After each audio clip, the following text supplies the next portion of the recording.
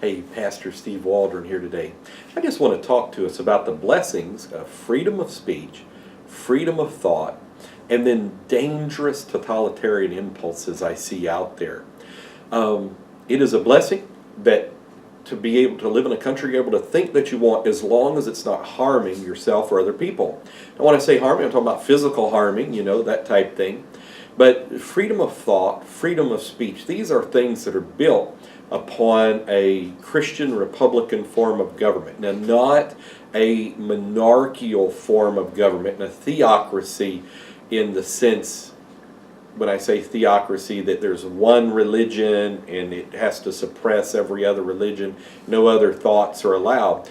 But it's like Voltaire said, he says, when you've got one religion, you've got totalitarianism. Two religions, you've got civil war. When you've got 100 religions, you have peace. And so just the blessing to have freedom of thought and freedom of communication, freedom of speech, is an awful thing. And I do know that in extremes in the left-right paradigm, there are dangers against freedom of speech either way, both the left and the right. Now, you would think the left, that claims to be progressive, would have freedom of speech. But think about it. Lenin was a leftist. No freedom of speech in the Soviet Union. You know that. Tens of millions died because of that. China, no freedom of speech in communist China. Under Mao, tens of millions died, even without even expressing free speech, because they might express free speech and all this freedom of thought. North Korea, and then other totalitarian governments throughout history. Vietnam when it went to communism, Cuba, and these type things, that you don't have the freedom to come to different conclusions and different understandings about things.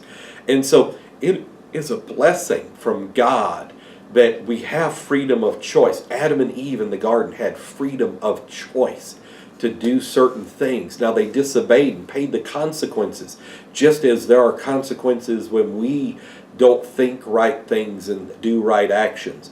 But to have that freedom of assembly, freedom of the press, freedom of thought, freedom of speech is a blessing. And there's dangerous totalitarian impulses everywhere. And I think they come from the devil, that are constantly trying to enslave mankind and to make it to where it's not. I believe that God has given us the truth from the Word of God. And I am not afraid in the freedom of ideas, in the marketplace of ideas, to be able to share the gospel of Jesus Christ, as Paul did on Mars Hill. Paul did other places, Ephesus, publicly, house to house, day and night, with tears, that this is the greatest way. This is the plan of salvation. This is the way to go to heaven. And so it is a blessing. And I would just encourage everybody out there to be praying that God would keep us with freedom of speech, freedom of thought, freedom of assembly, and that you would vote regardless. If you disagree with me, many of you write comments and you act like you hate my guts. That's okay. I love you. You can't make me not love you. And so I love you. I want God's best for your life.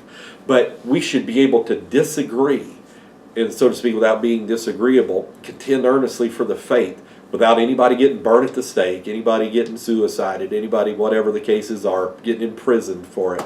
And so it is a blessing. I'm thankful I was raised in a country like that, and we want that for the whole world. How about you? God bless you today.